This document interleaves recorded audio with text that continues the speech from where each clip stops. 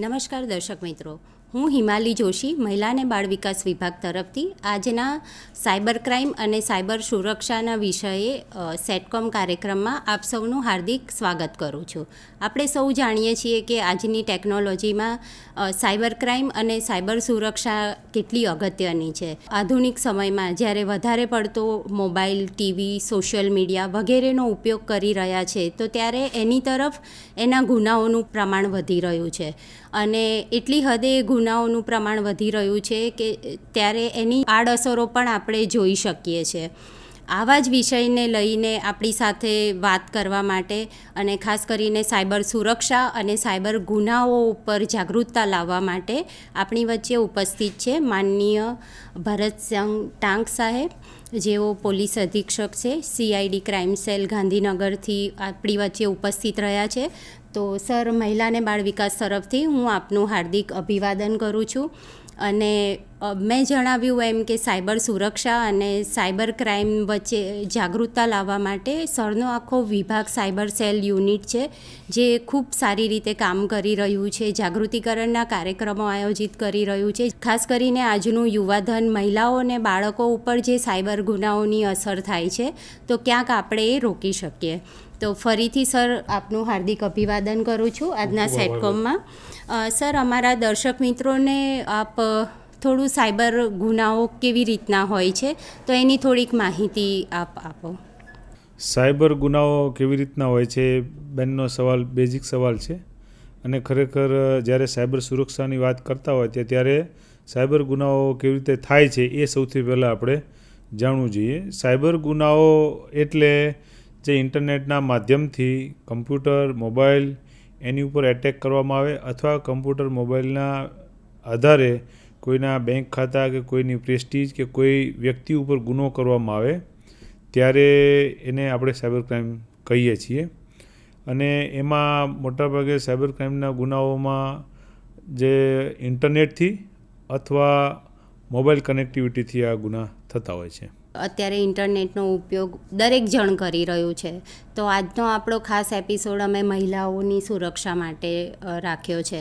મહિલાઓએ ઇન્ટરનેટનો વધારે પડતો ઉપયોગ ના કરે તો એ માટે એમને શું ધ્યાન રાખવાનું રહેશે? ઇન્ટરનેટની જે ટેકનોલોજી છે એ મારા મતે માનવજાતના ઇતિહાસમાં સૌથી વધુ આશીર્વાદરૂપ ટેકનોલોજી છે. ખૂબ સારી ટેકનોલોજી. એટલા માટે આ સારી ટેકનોલોજી કહું છું કે કોઈ એક વ્યક્તિ એક જ ક્લિકની અંદર પોતાનો અવાજ, પોતાની વાત દુનિયાના કોઈ પણ ખૂણા સુધી પહોંચાડી શકે છે. એ આ ટેકનોલોજીથી જ શક્ય છે. બીજી વસ્તુ, કોઈ પણ ખૂણા ઉપરનું જ્ઞાન વ્યક્તિ એક જ ક્લિકથી પોતે મેળવી શકે છે. અને અત્યારના સમયમાં આ ટેકનોલોજીના કારણે કોઈ વ્યક્તિ અંતરિયાળ નથી. પહેલાં એક સમય હતો કે અંતરિયાળ લોકોને ઘણી બધી સુખ સુવિધાઓ, ઘણી બધી જાણકારી, જ્ઞાનનો અભાવ રહેતો. હાલ આ ટેકનોલોજીએ જિયોગ્રાફીને એવું કહેવું તો કહી શકાય કે બિનમહત્ત્વની બનાવી દીધી છે. એટલે મહિલાઓ કે કોઈ પણ માટે આ જે ટેકનોલોજી છે, ડિજિટલ ટેકનોલોજી ખૂબ સારી છે. અને એ લોકોએ આની ઉપર, હું તો એવું કહું છું કે વધુને વધુ ઉપયોગ કરી શકે લોકો, અને આ ટેકનોલોજી ઉપર વધુને વધુ લોકોનો ભરોસો બેસે, એના માટે અમારું કામ છે. સાયબર ક્રાઇમથી અવેર કરી અને લોકો આ ટેકનોલોજીથી સારામાં સારો ઉપયોગ કરી શકે. સર, સાયબર ક્રાઇમના પડકારો પણ એટલા જ છે કે જેમ કે વધારે પડતો જે પણ વસ્તુનો આપણે ઉપયોગ કરીએ તો એના લગતા પડકારો, એને લગતી સમસ્યાઓ પણ વધારે જ હોય છે. તો એવા કેવા પડકારો જે છે મહિલાઓ માટે, તો એ આપ અમારા દર્શક મિત્રોને જણાવશો? વધારે પડતો ઉપયોગ કરતાં હું એ શબ્દને બદલે એવું કહીશ કે સમજ્યા વગરનો અથવા અજ્ઞાન સાથેનો જ્યારે ઉપયોગ કોઈ વસ્તુનો કરતા હોય ત્યારે એના બધા ઉલટા પરિણામો આવતા હોય છે. એ મહિલા હોય, બાળક હોય, વૃદ્ધ હોય, યુવાન હોય, કોઈ પણ હોય, પૂરી સમજ નથી અને જ્યારે ઉપયોગ કરે છે ત્યારે એના પરિણામો આવતા હોય છે, ખરાબ પરિણામો. તો એ પરિણામો કેવા કેવા આવી શકે એ પણ હું અહીંયા વાત કરીશ કે જે ટેકનોલોજી આપણને એમ્પાવર કરવા માટે, કમ્યુનિકેશન માટે, આપણી વાતને રજૂ કરવા માટે આપણને વધુ ને વધુ દુનિયાનું એક્સપોઝર માટે મળી છે, એ ટેકનોલોજીથી કોઈ એક વ્યક્તિ, કોઈ ગુનેગાર એક જ ક્લિકથી આપણે ત્યાં સુધી પહોંચી શકે છે. આ જે એનો ડ્રોબેક છે કે જ્યારે આપણને ખબર ન હોય કે ક્યાં ક્લિક કરવું, તો કોઈ બી જગ્યાએથી કોઈ પણ ગુનેગાર આપણા બેડરૂમ સુધી, આપણા ડ્રોઈંગ રૂમ સુધી, આપણી ઓફિસ સુધી આવી શકે છે અને આગળ જતાં આપણને ઘણું બધું નુકસાન કરી શકે છે. એવી જ રીતે આપણા વિશેની અફવાઓ, આપણું માનો કોઈ વિડીયો કે ઓડિયો કે કોઈ પણ પ્રકારનું એવું પોસ્ચર હોય કે જે દુનિયા સુધી પહોંચાડી અને આપણને બદનામ પણ તાત્કાલિક એક જ ક્ષણમાં કોઈ કરી શકે છે. એટલે એ એક મોટો જબરો પડકાર છે અને એ પડકારને પહોંચી વળવા માટે આપણે લોકોએ પોતે સતત જાગૃત રહી અને આ ઇન્ટરનેટનો ઉપયોગ કરવાનો છે. કોઈ ઉતાવળમાં, કોઈ લાલચમાં કે કોઈ ડરમાં જો આ કરશું તો મને લાગે છે આ ટેકનોલોજી આપણને આશીર્વાદરૂપ નહીં થાય, પણ એક અભિશાપરૂપ બની શકે. સર, મહિલાઓ સાથે કયા કયા પ્રકારના સાયબર ગુનાઓના કેસ આપને ત્યાં નોંધાતા હોય છે, તો એ એક અમારા દર્શક મિત્રોને આપ જણાવો. હા, મહિલાઓ આમ જોઈએ તો એ ઇન્ટરનેટનો ઉપયોગ કરે છે એ તમામ લોકો ક્યાંક ને ક્યાંક સાયબર ક્રાઇમની ભોગ બનવાની સંભાવના રહેતી હોય છે. પણ જ્યારે મહિલાઓ ઉપયોગ કરતી હોય ઇન્ટરનેટ ટેકનોલોજીનો, ત્યારે એની સાથે એને અનુકૂળ અલગ અલગ પ્રકારના બનતા હોય છે સાયબર ક્રાઇમના બનાવો. દાખલા તરીકે કોઈ મેટ્રિમોનિયલ ફ્રોડ છે, કોઈ મહિલા મેરેજ માટેની પોતાની એક જાહેરાત કરે મેટ્રિમની માટે, તો એમાંથી કોઈ ફોટા લઈ, એમાંથી વિગતો લઈ અને એને લલચાવી, ફોસલાવી અને બહુ સારું પાત્ર છે એ પ્રકારના ફોટાઓ મોકલી અને એની સાથે છેતરપિંડી કરી શકે છે. બીજું, મહિલાઓને જ્યારે બદનામ કરવી હોય તો ખૂબ સહેલું હોય છે. એના ફોટાઓ, મોર્ફ કરેલા ફોટાઓ વાયરલ કરવામાં આવે, ફેક વિડીયો બનાવવામાં આવે, ફેક આઈડી બનાવવામાં આવે અને એને બદનામ કરવામાં આવે. એટલે એ બદનામ કરવાનું, હેરાનગતિ કરવાનું પણ આ ઇન્ટરનેટ ઉપર બની શકે છે. મહિલાનો પીછો ઇન્ટરનેટ ઉપર લોકો કરતા હોય, એને હેરેસ કરતા હોય, આ પ્રકારે પણ બનાવ બનતા હોય છે. પછી ઘણી વખત અમુક લોકો જે મહિલાઓના ફોટા કોઈ અન્ય જગ્યાએથી મેળવી અને અન્ય વેબસાઇટ ઉપર ખોટી રીતે મોકલી દેતા હોય છે. તો આ પ્રકારે પણ મહિલા સાથે ઘણા બધા બનાવો બની શકે. ઓફકોર્સ, જો મહિલા બિઝનેસ કરતી હોય કે કોઈ પબ્લિક લાઈફમાં હોય તો એની સાથે જે બીજા લોકોને જે ગુના બને છે એ પ્રકારના પણ એની સાથે બની શકે. દાખલા તરીકે જો મહિલા બિઝનેસ કરતી હોય તો એને બિઝનેસની બહુ સારી ઓપોર્ચ્યુનિટી આપી અને છેતરવામાં આવે.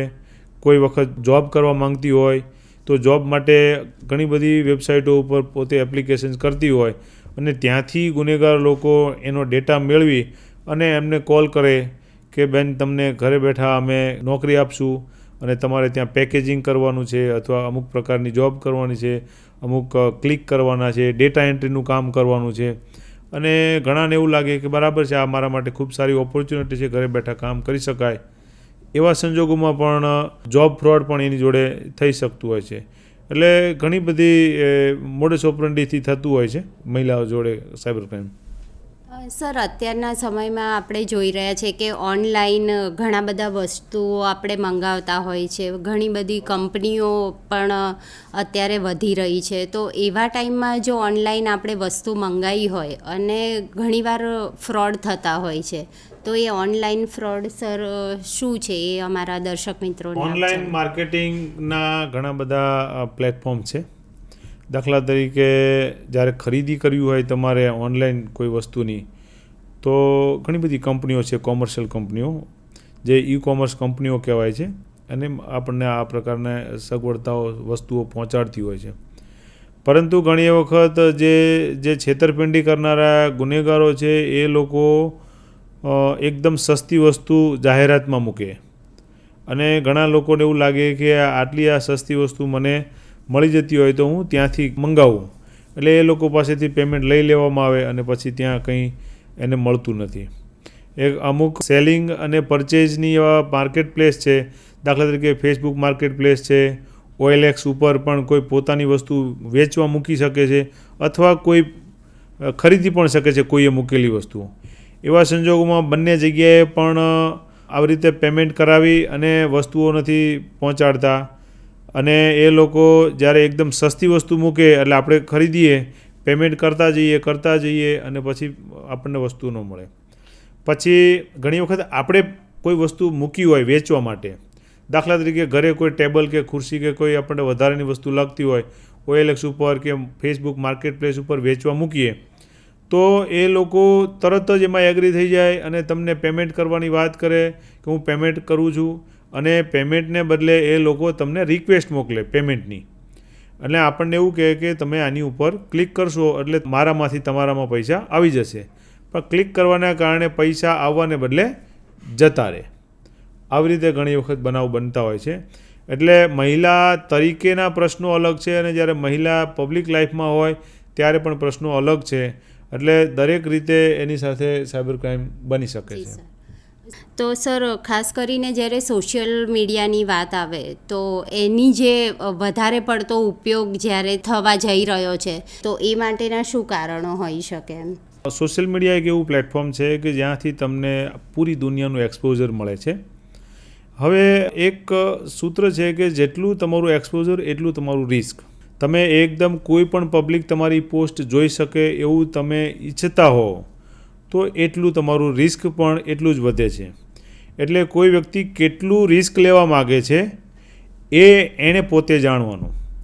આપણે એવું ન કહી શકીએ કે તમે કોઈને તમારી પોસ્ટ નહીં બતાવો, પણ તમારી જાણકારી હોવી જોઈએ કે આ પોસ્ટ મૂકવાથી મને નુકસાન પણ થઈ શકે છે. હું જ્યારે બધી પબ્લિકને મારા ફોટા બતાવું છું તો આ ફોટા ડાઉનલોડ કરી અને કોઈ મારી ફેક પ્રોફાઇલ પણ બનાવી શકે, એના મોર્ફ પણ બનાવી શકે, મને બદનામ પણ કરી શકે. આ પ્રકારે અને મારી ઘણી બધી માહિતી એ લોકો ગુનેગાર લોકો પાસે પણ જાય. દાખલા તરીકે મને કેવા શોખ છે, હું કેવી પ્રકારની ઈચ્છાઓ ધરાવું છું, આ માહિતી જો ગુનેગાર પાસે જાય તો ગુનેગાર એ પ્રમાણે સ્ક્રિપ્ટ બનાવે અને તમને એ જ પ્રકારની વાત કરે. માન લો કે કોઈને અમુક ક્રિકેટ જોવાનો શોખ હોય તો એને એ પ્રકારે વાત કરે કે ભાઈ ક્રિકેટની ટિકિટ તમને સસ્તી મળે એવું છે ક્રિકેટ જોવા માટે. તો જે શોખીન હશે એ એની અંદર ક્યાંક ફસાવાની સંભાવના છે. એટલે સોશિયલ મીડિયાનો જ્યારે ઉપયોગ કરીએ ત્યારે આપણે ખાસ કાળજી રાખીએ કે જેટલું આપણે એક્સપોઝર લેવા માગીએ છીએ એટલા આપણે રિસ્કમાં છીએ. એક વસ્તુ. બીજી વસ્તુ, આપણી અમુક ઘણી બધી ખાનગી બાબતો હોય, ખાનગી ઘટનાઓ હોય જે આપણે આખી દુનિયાને બતાવતા હોઈએ છીએ. તો એ બતાવતી વખતે પણ આપણે ધ્યાન રાખવાનું, અજાણ્યા લોકોની જે રિક્વેસ્ટો આવતી હોય, ફ્રેન્ડશિપ આવતી હોય, તો જેવું એની અંદર પ્લેટફોર્મ ઉપર છે બતાવવામાં આવે છે એવું દરેક વખતે હોતું નથી. માન લો કે કોઈ મહિલાના નામથી કોઈ જ્યારે રિક્વેસ્ટ આવતી હોય તો આપણને એવું લાગે કે કોઈ સામે મહિલા જોડે હું વાત કરું છું, પણ હોઈ શકે કે એ જેન્ટ્સ હોઈ શકે કે એ ગુનેગાર હોઈ શકે. આ પ્રકારે ઘણા બધા બનાવો બનતા હોય છે. એટલે અજાણ્યા લોકો જોડે મિત્રતા કરવાથી આપણે એમાં ભોળવાઈ જવાની સંભાવના, આપણી માહિતી દરેક વખતે એની પાસે જવાની સંભાવના વધી જાય છે. તો જેટલા આપણે જે રિયલ દુનિયામાં આપણે જેટલી જોતા હોય, ઓળખતા હોય, સમજતા હોય એવા જ મિત્રોને આપણે એડ કરવા જોઈએ અને એમની જોડે જ કોમ્યુનિકેશન આપણે રાખવું જોઈએ. અને સર, અત્યારે આપણે જેમ કે મેટ્રોમોનિયલ ફ્રોડ પણ આપણે વધારે સાંભળી રહ્યા છે, તો આપ એના વિશે પણ અમને થોડુંક જણાવો કે એ શું છે? મેટ્રિમોનિયલ ફ્રોડ એટલે એવું ફ્રોડ કે જ્યારે મહિલા પોતાના મેરેજ માટે કોઈ પાર્ટનરની માટે જ્યારે જાહેરાત આપતી હોય તો એને એક ખોટી રીતે એક પ્રોફાઇલ બનાવી અને એને તમારી માન લો કે ઇંગ્લેન્ડથી, અમેરિકાથી બહુ રીચ માણસ હોય, બહુ સુખી સમૃદ્ધ માણસ હોય અને એ એમ કે તમારી પ્રોફાઇલ અમને ખૂબ ગમી છે, તમારા માટે હું બધી વ્યવસ્થા, અહીંયા આવવા જવાની વ્યવસ્થા હું કરી શકું એમ છું, અને એવી રીતે વાતોચીતો ચાલુ કરે. વાતોચીતો ચાલુ કર્યા પછી એને એવું કહે કે હું એક તમારા માટે મારા એક ગિફ્ટ મોકલાવું છું. એટલે મહિલાને અને બધી લાખો રૂપિયાની ગિફ્ટ હોય. એટલે ઘણી વખત મિડલ ક્લાસની વ્યક્તિ હોય એને એમ થાય કે ભાઈ યુએસથી આટલો બધો ધનાઢ્ય માણસ છે અને 25-50 લાખની ગિફ્ટ મોકલતા હોય તો આપણા માટે ખૂબ ખુશી છે, એટલે એ ગિફ્ટ મોકલાવી દે. પછી એ ગિફ્ટ ક્યાંકથી કસ્ટમના અધિકારી, ક્યાંકથી RBIનું ક્લિયરન્સ, ક્યાંક બીજું ક્લિયરન્સ, આવી રીતે અલગ અલગ પ્રકારના ક્લિયરન્સ કરાવવામાં એ મહિલાને એવું લાગે કે ભાઈ 1 લાખ રૂપિયા ભરો એટલે તમારો આ ગિફ્ટ છૂટી જશે, તમારા ઘર સુધી પહોંચી જશે. એક ભરે પછી પાછું બીજું ક્લિયરન્સ આવે, ત્રીજું ક્લિયરન્સ આવે, ટેક્સની બાબતમાં આવે, આટલા બધા 50 લાખ મળે છે તો એનું ઇન્કમ ટેક્સ ભરવો પડશે. કહેવાનો મતલબ આમ કરતાં જે ગિફ્ટ હોય એના કરતાં પણ વધુ કિંમતથી છેતરપિંડી ઘણી વખત મહિલાઓની થઈ જતી હોય છે. તો જ્યારે આવી વ્યક્તિ જ્યારે કંઈ પણ આપણને કંઈ ગિફ્ટ મોકલતી હોય તો એને સ્વીકારવું અથવા સાચી માનવી નહીં, અને એ રીતે જ જો ચાલશું તો આપણે વધારે સલામત રહેશું. સર, એક બીજું એ પણ છે કે અત્યારે સાયબર ક્રાઇમના આટલા બધા પડકારો બી છે, તો એની સામે આપનું ડિપાર્ટમેન્ટ શું કામ કરી રહ્યું છે? આ ગુનાઓને રોકવા માટે અમારે ત્યાં એક MHA નવી દિલ્હી તરફથી એક હેલ્પલાઇન શરૂ કરવામાં આવી છે 1930. અને 1930 હેલ્પલાઇન એટલે જેની અંદર લોકો કોઈ પણને જ્યારે સાયબર ક્રાઇમનો બનાવ બને, સોશિયલ મીડિયાનો બનાવ હોય કે ફાઇનાન્શિયલ ફ્રોડનો બનાવ હોય, કંઈ પણ પ્રકારનો બનાવ હોય તો એ અહીંયા કોલ કરી શકે છે. અને કોલ કરી અને આપણે ત્યાં પોતાની ફરિયાદ ઘરે બેઠા બેઠા લખાવી શકે છે. અમારે ત્યાં આમાં જે કામગીરી છે એ કઈ રીતે થાય એ વિશે હું થોડીક આપને વિશેષ વાત કરું. જ્યારે કોલ આવે છે ત્યારે એની ફરિયાદ લખી અને બેંકને તરત જ આ જે પેમેન્ટ છે એ રોકવા માટે સૂચના આપવામાં આવે છે. એ પોર્ટલ મારફતે હોય છે. એટલે બેંકો પણ સામે, પોલીસ જેમ 24 કલાક કામ કરે છે એ રીતે બેંકો પણ સામે 24 કલાક કામ કરતી હોય છે. અને જેવું કોઈ ફરિયાદ આવે તો તાત્કાલિક બેંક એને રિસ્પોન્સ આપી અને પેમેન્ટ તરત રોકી લેતા હોય છે. માની લો કે પેમેન્ટ ત્યાંથી ચાલ્યું ગયું છે તો એ બીજી બેંક જ્યાં ગયું છે એને ઇનપુટ આપવામાં આવે અને ત્યાં બ્લોક કરવામાં આવે. અને આપણે અત્યાર સુધીમાં એક સદનસીબ છીએ કે પૂરા ભારત દેશની અંદર સૌથી વધુ પૈસા બ્લોક કરાવવાનું કામ આપણી હેલ્પલાઇન દ્વારા, ગુજરાત રાજ્યની હેલ્પલાઇન દ્વારા કરવામાં આવ્યું છે. અને બીજી વસ્તુ કે આપણે ત્યાં જે પૈસા સૌથી વધુ રિફંડ કરાવવાનું કામ પણ ગુજરાત રાજ્ય દ્વારા કરાવવામાં આવ્યું છે. એટલે આ રીતે આપણે ત્યાં કામગીરી થાય છે. ત્રીજી વસ્તુ કે આપણે ત્યાં એક એન્ટી બુલિંગ યુનિટ બનાવવામાં આવ્યું છે કે જે પૂરા ભારતની અંદર સૌથી પહેલું આપણે ત્યાં બનેલું છે. એન્ટી બુલિંગ યુનિટ એટલે જ્યારે ખાસ કરીને મહિલાઓ, બાળકો, વૃદ્ધો કે કોઈ પણ સજ્જન વ્યક્તિ કે જેને ઓનલાઈન કોઈ હેરેસમેન્ટ થાય છે, જેમાં પૈસા ગયા નથી પણ એને કોઈ પણ રીતે સાયબર ક્રિમિનલ તરફથી તકલીફ છે.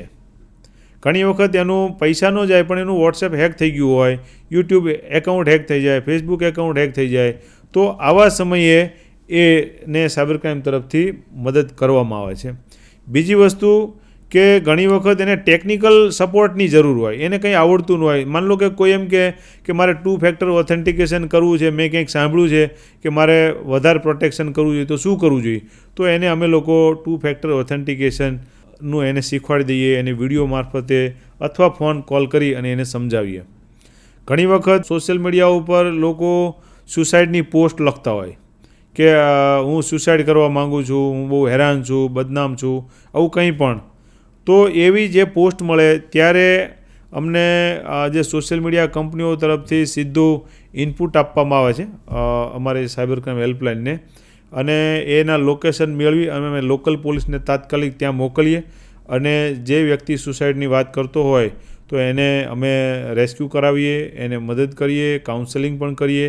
અમારે ત્યાં સાયકોલોજિસ્ટ પણ ભરતી કરવામાં આવી છે. તો આ સાયકોલોજિસ્ટ આ લોકોને ઘણી વખત કાઉન્સેલિંગ કરી અને જે ટ્રોમા છે, જે ઘટના ઘટે છે એમાંથી બહાર લાવવાનો પ્રયત્ન કરીએ.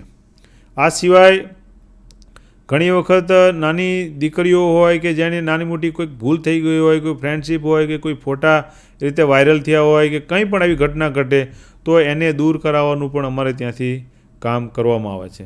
તો આ પ્રકારે ફાઇનાન્શિયલ ફ્રોડમાં, સોશિયલ મીડિયા પ્રકારના ફ્રોડમાં જ્યાં કંઈ પણ પોલીસની મદદની જરૂર પડે ત્યાં આપણી 1930 હેલ્પલાઇન છે એ 24 કલાક અવેલેબલ છે. આ ઉપરાંત અમારે ત્યાં સાયબર પ્રિવેન્શન યુનિટ બનાવવામાં આવ્યું છે. સાયબર પ્રિવેન્શન યુનિટ એટલે એ લોકો સાયબર પેટ્રોલિંગ કરે. જેમ ફિઝિકલ દુનિયાની અંદર ગુનો બનતા રોકવા માટે જેમ પોલીસ પેટ્રોલિંગ કરતી હોય રોડ ઉપર કે અમુક સોસાયટી કે અમુક પ્રકારના વિસ્તારો હોય, એવી રીતે અમે લોકો સોશિયલ મીડિયા ઉપર અલગ અલગ પ્લેટફોર્મ છે ત્યાં અમે લોકો પેટ્રોલિંગ કરતા હોય અને જ્યાં આ પ્રકારની પોસ્ટ, આ પ્રકારની જાહેરાત, આ પ્રકારની લિંકો અમને મળે તો એને અમે ઇન્ટરનેટના ઉપરથી દૂર કરાવવાનું કામ કરીએ છીએ. પછી જે મોબાઈલથી કોલ આવતા હોય, હેરેસમેન્ટ થતું હોય, ગુના થતા હોય તો એ મોબાઈલ નંબરોને બંધ કરાવીએ. એ મોબાઈલ જે ઇન્સ્ટ્રુમેન્ટ એ IMEI નંબરને અમે બંધ કરાવીએ. કોઈએ પૈસા ભરવા માટે ખાતું આપ્યું હોય તો ખાતા બંધ કરાવીએ. આ પ્રકારે સાયબર ક્રાઇમ પ્રિવેન્ટ કરવા માટેની સતત અમે લોકો કોશિશ કરતા હોઈએ છીએ. અને બીજી વાત કે જે અહીંયા અત્યારે અમે લોકો આવ્યા છીએ એ સાયબર અવેરનેસ યુનિટ છે અમારે ત્યાં, કે જે સતત લોકોને આ સાયબર ક્રાઇમથી બચવા માટે ઇન્ટરનેટનો સલામત ઉપયોગ કેવી રીતે કરવો એ સમજાવવા માટે અમારું યુનિટ સતત કાર્યશીલ છે. અને અમે ટીવી મારફતે, હોર્ડિંગ્સ મારફતે, FM રેડિયો મારફતે અને ઓફકોર્સ આ જે બાયસેક જેવું સરસ મજાનું માધ્યમ છે આ માધ્યમ મારફતે પણ અમે લોકોને અવેર કરવાનું કરીએ છીએ કે જેથી કરી અને સાયબર ક્રાઇમને વધારે અટકાવી શકીએ અને બીજું આ ડિજિટલ ટેકનોલોજી ઉપર લોકોનો ભરોસો વધારી શકીએ. અત્યારે ઇન્સ્ટન્ટ લોન મેળવવા માટે ઘણી બધી એપ્લિકેશનો હોય છે અને ઘણા બધા જાણતા અજાણતા પણ મારે જરૂરત છે નાણાંની અને મને ક્યાંકથી ખબર પડી કે ઇન્સ્ટન્ટ લોન આના ઉપરથી મળે છે તો એ બાને મહિલાઓ સાથે જે પણ ફ્રોડ થાય છે, જેમ કે એ જલ્દી પૈસા મેળવવાની આશાએ જે એ સામેવાળા જે કે એ પ્રમાણે મહિલા કરવા તૈયાર થતી હોય છે અથવા એના ફોટા મોકલતા હોય છે કે અથવા તો કોઈ મેસેજ થ્રુ વાત થતી હોય છે. તો આવા ફ્રોડમાં સર શું કરી શકાય? ઇન્સ્ટન્ટ લોન એપ્લિકેશન છે એમાં એની મોડસ ઓપરન્ડી એવી હોય છે કે આ લોકો ઇન્સ્ટાગ્રામ, ફેસબુક કે અલગ અલગ માધ્યમો ઉપર પોતાની ઇન્સ્ટન્ટ લોનની એપ્લિકેશન અથવા લિંક મૂકી અને જાહેરાત કરતા હોય છે. એટલે જે વ્યક્તિ સામાન્ય રીતે જે વ્યક્તિને તાત્કાલિક પૈસાની જરૂર હોય, નાનો માણસ હોય તો એને એવું લાગે કે ભાઈ આટલી ઝડપથી જો આપણને અહીંયા લોન મળી જતી હોય તો અહીંથી હું લઈ લઉં અને પછી પાછળથી ભરી દઈશ. જ્યારે લોન એપ્લિકેશન ડાઉનલોડ કરવામાં આવે ત્યારે એની સાથે સાથે તમારા મોબાઈલના તમામ ગેલેરી, ફોન બુક, તમામ ડેટા એ લોકો લઈ લેતા હોય છે. એ લઈ લીધા પછી એક વખત તમને 2-5 હજાર રૂપિયા, 10 હજાર રૂપિયા લોન આપે ત્યાર પછી એટલું બધું હેરેસમેન્ટ કરવામાં આવે, તમારા વ્યક્તિના ન્યૂડ વિડીયો હોય એવો બનાવવામાં આવે, સગા સંબંધીઓને મોકલવાની ધમકીઓ આપવામાં આવે અને ધીરે ધીરે એટલો બધો લોકોને એક્સપ્લોઇટ કરવામાં આવે કે જે દીધા હોય એની કરતાં કેટલાય ગણા રૂપિયા એ લોકો પડાવી રાખે વ્યક્તિ પાસેથી. એટલે આ પ્રકારના બનાવો બનતા હોય છે. તો જ્યારે કોઈને આવી ઇન્સ્ટન્ટ લોન લેવી હોય તો જે બેંક તમારે ત્યાં નજીકની હોય તો ત્યાં સંપર્ક કરો. તો સ્ટાન્ડર્ડ જે એપ્લિકેશન્સ હોય એનાથી જ આ કામ કરો. કોઈ પણ નવી જેના નામ પણ સાંભળ્યા ન હોય એવી એપ્લિકેશન ઉપર જઈ અને લોન લઈએ તો આવા પ્રકારનો ભોગ બનવાની પૂરેપૂરી સંભાવના છે. પેન્સિલ પેકેજિંગની એડ જોઈને ઘણા બધા લોકો ઘરે બેસીને મને આર્થિક રીતે સપોર્ટ મળે અથવા જોબ મેળવવા માટે, તો એમાં કેવી રીતનું સર ફ્રોડ થઈ શકતું? પેન્સિલ પેકેજિંગ એક અમુક પ્રકારના વિડીયો હોય છે એને વ્લોગ્સ કહેવામાં આવે અને કેવી રીતે પેકેજિંગ કરવાનું, કેવી રીતે એમાંથી પૈસા મળે આ પ્રકારની યુટ્યુબ ઉપર ને અલગ અલગ પ્લેટફોર્મ ઉપર જાહેરાતો અને વિડીયો મૂકતા હોય છે. અને જે માણસને આ પ્રકારે કામ કરવું હોય તો એનો નંબર પણ આપતા હોય છે. હવે સામાન્ય ઘરની મહિલા હોય અને એને પોતાને એવું લાગતું હોય કે હું પણ ઘરે બેઠા મારા ઘરના સંચાલનમાં કંઈક કન્ટ્રીબ્યુટ કરું, કંઈક યોગદાન આપું, એટલે એમ થાય કે ભાઈ ચાલો આ જે પેન્સિલ પેકેજિંગનું કામ છે એ હું લઈ લઉં અને એમ કરીને કોલ કરે. પછી પેકેજિંગના ટ્રાન્સપોર્ટેશન માટે પૈસા માંગવામાં આવે, પછી રજિસ્ટ્રેશન માટેના, પછી કોઈ ટ્રેનિંગ માટેના, એવી રીતે અલગ પ્રકારે એની પાસેથી એની પૈસા માંગવામાં આવે. એટલે જ્યારે માણસને ખાસ પૈસાની જરૂર છે ત્યારે તો એ નોકરી કરવા માટે અથવા આ પ્રકારની એક્ટિવિટી માટે રેડી થયું હોય અને એવા સંજોગોમાં એને પાછા બીજા પૈસાનું ખોટ જાય, નુકસાન થાય, એટલે બે રીતે એને નુકસાન જાય છે. તો આવી જ્યારે કોઈ પેકેજિંગની કોઈ જાહેરાત હોય તો એમાં ખૂબ ચેતવું. જોકે અમારે ત્યાં સાયબર પેટ્રોલિંગ કરીને આવી વ્લોગ્સ ઘણા બધા અમે દૂર કરાવીએ છીએ, પરંતુ છતાં પણ ક્યાંક ને ક્યાંક આ આવી જતા હોય તો આવી જે જાહેરાતોથી દૂર રહેવું અને એમાં ક્યારેય બિલીવ નહીં કરવું અને ફિઝિકલ દુનિયામાં તમને રૂબરૂ કોઈ વસ્તુ મોકલાવે તો જ આ કામ કરવું, અથવા રૂબરૂ આપણે ત્યાં જઈ આવીએ અને કામ કરશું તો જ વધારે સારી રીતે સલામત રીતે કામ કરી શકશું. આપે જેમ જણાવ્યું એમ ખૂબ સરસ આપનો વિભાગ કામગીરી કરી રહ્યું છે. તો ત્યારે વોલેન્ટિયર તરીકે અમારું યુવાઓ અથવા તો મહિલાઓ કે કોઈ પણ એમાં જોડાવવું હોય તો એ માટેની શું પ્રોસેસ છે? આ જે સાયબર ક્રાઇમ છે એ સાયબર ક્રાઇમ એટલો બધો પ્રિવેલન્ટ અને દરેક વ્યક્તિ એમાં ઇન્ટરનેટનો ઉપયોગ કરતી હોવાથી કોઈક ને કોઈક રીતે જોખમમાં હોઈ શકે. એટલે આ બધાને સાયબર ક્રાઇમથી બચવા માટે, એમાંથી રોકવા માટે માત્ર પોલીસ પૂરતી નથી.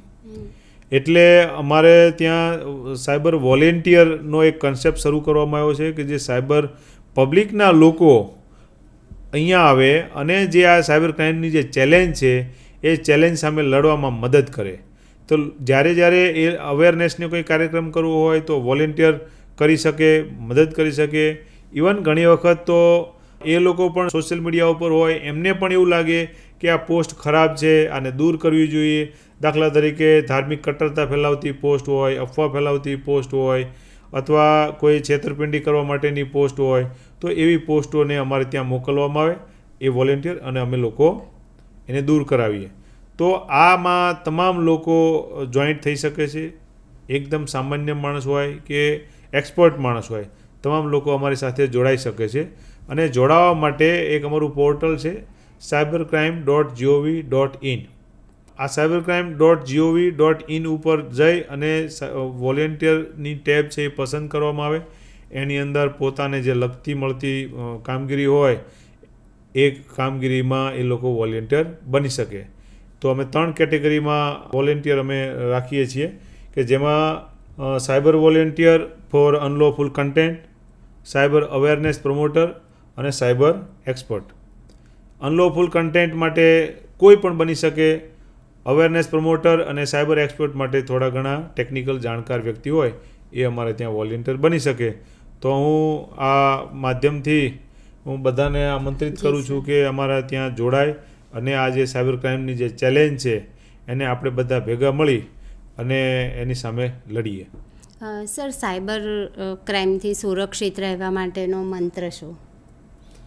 સાયબર ક્રાઇમથી સુરક્ષિત રહેવા માટેના એક મંત્રને જો કહીએ તો એવું કહીએ કે જે સાયબર ક્રાઇમ બને છે એનું જે મુખ્ય કારણ છે એ મુખ્ય 3 કારણો છે. આમ તો 4 કારણો છે, પણ એમાં 3 કારણો આપણી અંદર છે, એક કારણ બહાર છે. તો આપણા માનવ સ્વભાવની અંદર જે 3 કારણો છે, એક તો લાલચ, એક ડર અને આળસ. આ 3 કારણો છે. એ 3 કારણો આપણને મોટાભાગે ગુનામાં ક્યાંક ને ક્યાંક સંડોવતા હોય છે, ક્યાંક આપણે અંદર ફસાતા હોઈએ છીએ. અને ત્રીજું એક કારણ છે ટેકનોલોજી. તો જે 3 કારણો છે, જે માનવ સ્વભાવની જે નબળાઈઓ છે એ નબળાઈના કારણે લગભગ 95% ગુના બને છે. તો એ 95% ગુનાથી બચવા માટે આપણે આપણી જાતના ઓળખવી પડે. આપણે આ ડર, કોઈ ડરથી વાત કરતું હોય ઇન્ટરનેટ ઉપર, કે કોઈ લાલચ બહુ વધારે પડતી આપતું હોય, કે આપણને કોઈ ઉતાવળ કરવા માટે કહેતું હોય અને આપણે એ બાબતમાં એટલું ઝડપથી રિસ્પોન્સ ન કરી શકતા હોય, તો આપણે એ વસ્તુથી એલર્ટ રહેવું જોઈએ, અવેર રહેવું જોઈએ. મતલબ કે આપણી અંદરની ડર, લાલચ અને આળસ આ દૂર કરીને જ ઇન્ટરનેટની પાસે જવું. અને જ્યારે કંઈ પણ ક્લિક કરો છો ત્યારે માત્ર ને માત્ર 20 સેકન્ડ, ઓછામાં ઓછા 20 સેકન્ડ તમે વિચારો કે હું શું કરવા જઈ રહ્યો છું. હું આ કોઈ ડરમાં કે લાલચમાં કે આળસમાં કામ કરું છું કે હું એલર્ટ છું. ઇન્ટરનેટનો ઉપયોગ જો હોશપૂર્વક કરવામાં આવશે તો આ ઇન્ટરનેટ આશીર્વાદરૂપ છે. અને જો આ ઇન્ટરનેટનો ઉપયોગ કોઈ બેહોશીમાં, ઉતાવળમાં, લાલચમાં, ડરમાં ઉપયોગ કરવામાં આવ્યો તો આ આપણા માટે અભિશાપરૂપ બની શકે છે. સર, સાયબર ક્રાઇમ વિશે તો આપે ઘણું બધું અમને ડિટેલમાં હમણાં બતાવ્યું. સોશિયલ મીડિયા પર કેટલો આપણે કંટ્રોલ રાખીએ તો જેથી કરીને આપણે પણ એનો ભોગ ક્યાંક જાણતા અજાણતા ના બનીએ. તો સર મારે એક એ પ્રશ્ન પણ છે કે જ્યારે આપનો વિભાગ સાયબર ક્રાઇમ આટલું સારું જાગૃતિકરણ લાવી રહ્યા છો, આપ જણાવ્યું એમ શાળા કોલેજો બધે પણ આપ પ્રચાર પ્રસાર કરી રહ્યા છો, ખાસ કરીને યુવાઓને આ વિષયને લઈને જાગૃતતા લાવવા માટે આપનો વિભાગ અને આપ ખૂબ પ્રયત્નશીલ છો. તો સર એને લગતા કાયદાઓ વિશે આપ થોડી ઘણી અમારા દર્શક મિત્રોને માહિતી આપો, જેથી કરીને એમને પણ ખ્યાલ આવે કે મારી સાથે કોઈ પણ પ્રકારનું ફ્રોડ થયું છે અથવા તો હું કોઈ અજાણતા કોઈ પણ સમસ્યાનો ભોગ બની છું, તો ત્યારે હું ક્યાં જઈને કમ્પ્લેન કરી શકું અથવા તો કેવા પ્રકારનો કોઈ કાયદો છે સર? કેવા કાયદાઓ છે અમારા પ્રોટેક્શન માટે? તો મહિલાઓના રક્ષણ માટે સરકાર સતત પ્રયત્નશીલ હોય છે અને છે. એના પ્રોટેક્શન માટે આપણે ત્યાં મહિલાઓની છેડતી થતી હોય, ઇન્ટરનેટ ઉપર મહિલાઓનો પીછો કરવામાં આવતો હોય અથવા મહિલાઓના કોઈ ફોટા છુપી રીતે લેવામાં આવતા હોય, વિડીયો ઉતારવામાં આવતા હોય, તો આ પ્રકારની જે એક્ટિવિટી કરવામાં આવતી હોય તો એ તમામને રોકવા માટે આપણે ત્યાં કાયદો છે. ત્યાર પછી એ મહિલાના ખોટું નામ આપી એને બદનામ કરવાની, ખોટી ઓળખ આપી અને જ્યારે કોઈ ગુનો કરતા હોય તો આપણી ઇન્ફોર્મેશન ટેકનોલોજી એક્ટ છે એની અંદર આની જોગવાઈ છે આના વિરુદ્ધમાં કામ કરવાની. ઘણી વખત મહિલાઓના જે ફોટાઓ હોય એને મોર્ફ કરવામાં આવે અથવા ઓરિજિનલ વિડીયો કંઈ હોય તો એને વાયરલ કરી અને લોકોમાં પબ્લિશ કરવામાં આવે. જો ફોન ટાઈપના ફોટા હોય અથવા જો ન્યૂડ ફોટા હોય એવા બનાવ્યા હોય તો એવી રીતના કોઈ વાયરલ કરતું હોય તો એના વિરુદ્ધમાં પણ આપણે ત્યાં ઇન્ટરનેટ ટેકનોલોજી એક્ટમાં, ઇન્ફોર્મેશન ટેકનોલોજી એક્ટમાં આના વિરુદ્ધમાં કાર્યવાહી કરી શકાય છે. ઇવન ફોનથી જ્યારે કોઈ વ્યક્તિને ગાળાગાળી થતી હોય, બદનામ કરાતી હોય તો પણ આપણે ત્યાં એને કાયદાકીય રીતે એની સામે લડી શકાય છે.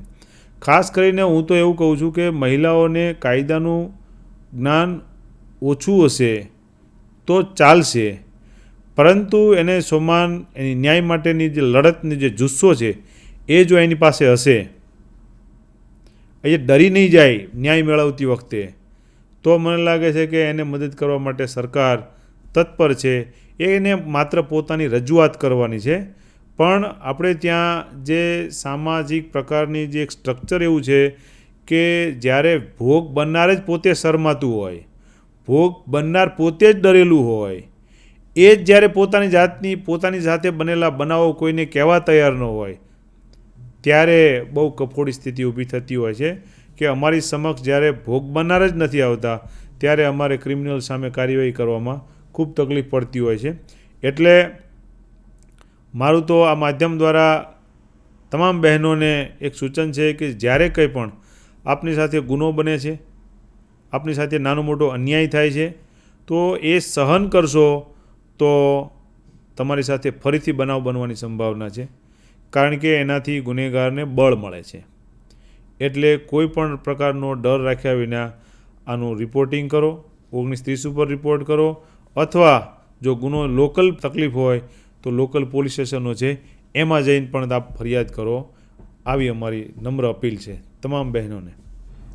સર, જેમ આપે કીધું કે 1930નો સંપર્ક કરવો જોઈએ, તો સર એ ટોલ ફ્રી હેલ્પલાઇન છે કે એના વિશે થોડીક દર્શક મિત્રોને, જેથી કરીને એટલે આજનો જે આ પ્રોગ્રામ રાખવાનો ઉદ્દેશ અમારો એ છે કે જ્યારે સાયબર ક્રાઇમ અને સાયબર સુરક્ષાની વાત કરીએ ત્યારે આ પ્રોગ્રામ આપણા ઘણા બધા સ્કૂલ કોલેજોમાં બાળકોને પણ અમે પ્રસારિત કરીશું યુટ્યુબના માધ્યમ દ્વારા, કે જે એનો ઝડપથી ભોગ બનતા હોય છે અને ક્યાંક ને ક્યાંક આપણો એના સોશિયલ મીડિયા અથવા તો એના ઇન્ટરનેટના ઉપયોગ ઉપર ક્યાંક એક વાલી તરીકે, એક જવાબદાર નાગરિક તરીકે ક્યાંય કંટ્રોલ નથી રહેતો.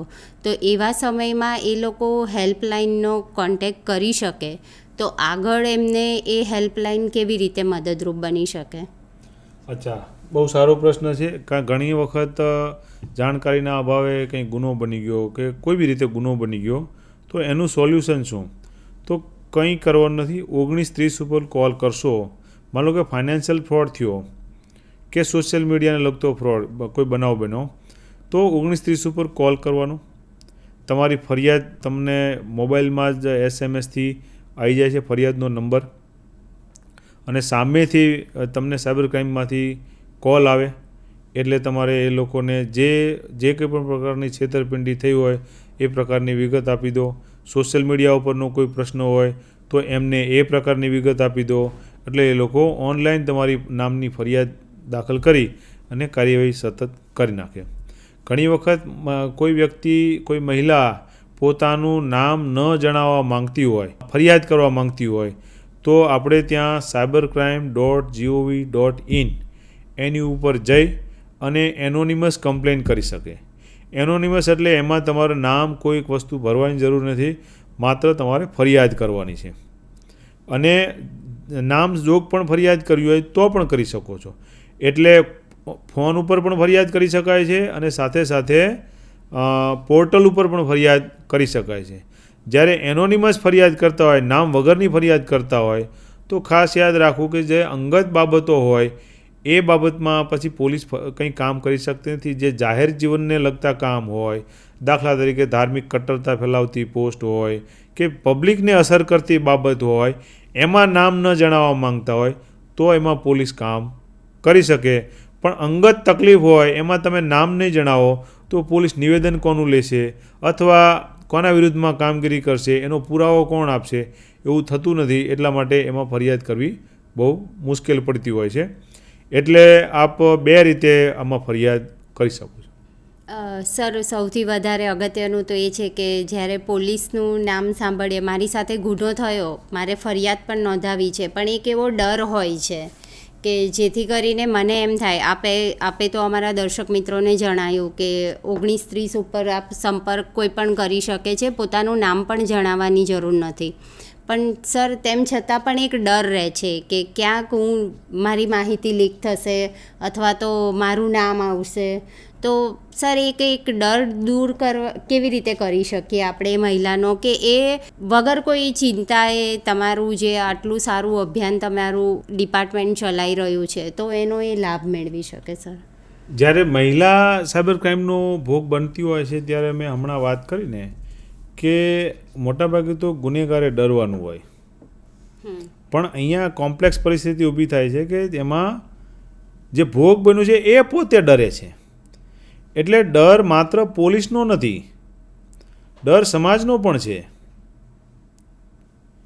એવું નથી કે સમાજમાં જઈને કહી શકે છે પણ પોલીસમાં જઈને નથી કહી શકતા.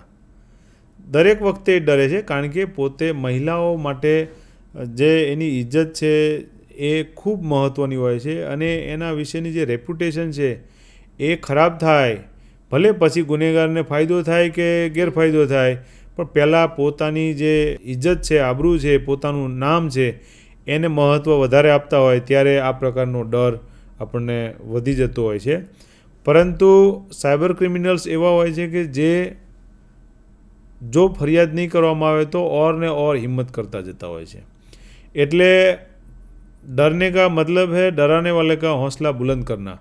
તો ડરાવવાવાળા લોકો છે એની સામે જો ડરીશું તો એમની જ હિંમત વધશે, આપણી ઓર ને ઓર હિંમત ઘટતી જશે. એટલે હિંમત રાખવી જ પડશે, અને જો હિંમત નહીં રાખીએ તો વધારે ને વધારે આપણે ભોગ બનતા જઈશું. અને મને ભરોસો છે કે ભારતીય સંસ્કૃતિ ઉપર અને ભારતની પોલીસ ઉપર કે જો તમે તમારા ન્યાય માટે લડો તો પોલીસને તપાસ કરવામાં, લોકોને મદદ કરવામાં, મીડિયાએ પણ આ બાબતને હાઇલાઇટ કરવામાં વધારે રસ ભજવતા હોય છે. પણ આપણે આપણી જાતને જાહેર નહીં કરવાના કારણે જ આ બધું સહન કરવાનું થતું હોય છે. સર, એક પ્રશ્ન હતો કે અત્યારે આપણે સાંભળી રહ્યા છે કે ડિજિટલ અરેસ્ટ, તો એ શું છે એ આપ અમારા દર્શક મિત્રોને થોડું જણાવશો? હાલમાં એક ડિજિટલ એરેસ્ટ પ્રકારની એક મોડસ ઓપરન્ડી ચાલી રહી છે કે જેમાં લોકોને ડિજિટલી એરેસ્ટ કરવાનું એ ગુનેગાર લોકો કહેતા હોય છે અને એની વાતમાં ઘણા બધા આવી જતા હોય છે. આમાં મોડસ ઓપરન્ડી એવી હોય છે કે કોઈ કુરિયરમાંથી બોલું છું અને તમારા નામથી, તમારા આધાર કાર્ડના નંબરથી કોઈ પાર્સલ બુક થયું છે, પાર્સલની અંદર ઘણું બધું ક્રિમિનલ બાબતો છે, દાખલા તરીકે ડ્રગ્સ છે, કોઈ હથિયાર છે, બોગસ પાસપોર્ટ છે, વિઝા છે, સિમ કાર્ડ છે, આવી પ્રકારની વાતો કરી અને કુરિયરના નામથી કોલ કરતા હોય છે. તો જો કે સામાન્ય માણસો હોય તો એમ થાય કે ભાઈ મેં તો આવો કોઈ બનાવ બન્યો નથી મારી જોડે, તો જો એવો બનાવ ન બન્યો હોય તો પોલીસ સ્ટેશનમાં ફરિયાદ કરવા માટે ક્રિમિનલ લોકો કહેતા હોય. પણ આપણને એવું લાગે કે આ કુરિયરવાળો માણસ છે એટલે એ કુરિયર પોલીસ જોડે વાત કરાવી દે, પોલીસ પછી એક વિડીયો કોલની અંદર આવી જાય અને એવું લાગે કે આ તો પોતે પોલીસ સ્ટેશનમાં જ છે, સ્ટુડિયો પણ હોઈ શકે. એને પછી એને એવું સૂચના આપવામાં આવે કે તમારા વિરુદ્ધમાં ઘણા બધા બનાવો બનેલા છે તમારા નંબરથી, તો એની તપાસ ચાલુ રહે ત્યાં સુધી તમારે અમારા વિડીયોની સામે તમારે રહેવાનું છે અને CBI તરફથી એક ડિજિટલ એરેસ્ટ કરવામાં આવ્યા છે તમને. એટલે ડિજિટલ એરેસ્ટ એટલે તપાસ પૂરી થાય ત્યાં સુધી તમારે સોશિયલ મીડિયાથી સ્કાઈપ ઉપર કે અમુક પ્રકારની એપ્લિકેશન ઉપરથી તમારે સામે બેસવાનું, પોતાના ઘરમાં જ રહેવાનું અને 24 કલાક એ વિડીયોની સામે રહેવાનું. પણ દર્શક મિત્રોને હું કહું કે આ પ્રકારની કાયદાકીય રીતે કોઈ જોગવાઈ નથી, કોઈ ડિજિટલ એરેસ્ટ કરવાનું કામ હોતું જ નથી. આ એકદમ ખોટી વાત છે, પણ આપણે માની લઈએ છીએ.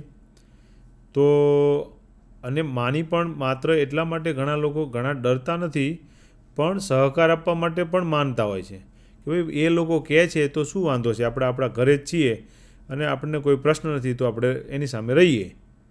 પણ આવી રીતે કોઈને સહકાર આપવો, આપણા ખાતામાંથી પૈસાઓ એ જે માંગે એમ બધા આપી રાખવા અને લાખો કરોડો રૂપિયાનું નુકસાન આ લોકો કરી દેતા હોય છે. તો આવા ડિજિટલ એરેસ્ટની કોઈ પણ સૂચના હોય, કોઈ પણ વાત હોય, આમાં નહીં માનશો અને આ બાબતમાં લોકલ પોલીસ સ્ટેશનમાં તરત સંપર્ક કરો અથવા 1930 ઉપર જાણ કરો. ખૂબ ટૂંક સમયમાં જ આપે સાયબર ગુનાઓને એના અંગેની અમને માહિતી ખૂબ સારી રીતે આપી.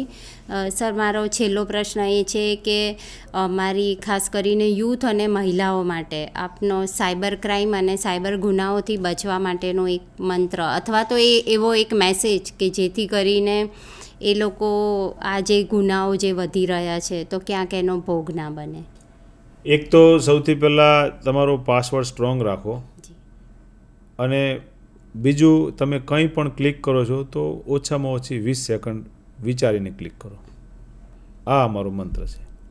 ખૂબ સરસ. એટલે ખાસ કરીને દર્શક મિત્રોને જણાવવાનું કે આજે જે ટાંક સાહેબ આપણી વચ્ચે ઉપસ્થિત રહ્યા છે અને ખૂબ ટૂંકમાં અને ખૂબ સારી રીતે સાદા ઉદાહરણો આપીને પણ આપણને સાયબર ગુનાઓ જે વધી રહ્યા છે અને કેવા કેવા પ્રકારના ગુનાઓ છે, જાણતા અજાણતા આપણે કેવી રીતે એનો સાયબર ગુનાઓનો ભોગ બનીએ છીએ, તો એ માટે સરે ખૂબ સારી રીતે દર્શક મિત્રોને માહિતી આપી છે. તો સર, મહિલા અને બાળ વિકાસ વિભાગ તરફથી આપનો ખૂબ ખૂબ આભાર. અને સર, આવા જાગૃતિકરણના પ્રોગ્રામો જ્યારે મહિલા અને બાળ વિકાસ વિભાગ ઘણા વર્ષોથી અમે સેટકોમના માધ્યમ દ્વારા કરી રહ્યા છે, તો જેમાં અલગ અલગ વિભાગોના અધિકારી જ્યારે આવીને આવા એકદમ ઇઝીલી આ મુદ્દાની વાત મૂકી શકે, તો એ માટે અમને પણ ઘણું ગર્વ છે કે 2 ડિપાર્ટમેન્ટ સાથે રહીને જ્યારે જાગૃતતા લાવવા માટેનો પ્રયત્ન કરી રહ્યા છે ત્યારે આપણે આ મુદ્દાને લઈને ચોક્કસ જાગૃતતા લાવીશું. તો મહિલા અને બાળ વિકાસ વિભાગ તરફથી સર આપનો ફરીથી આભાર. નમસ્તે. Thank you.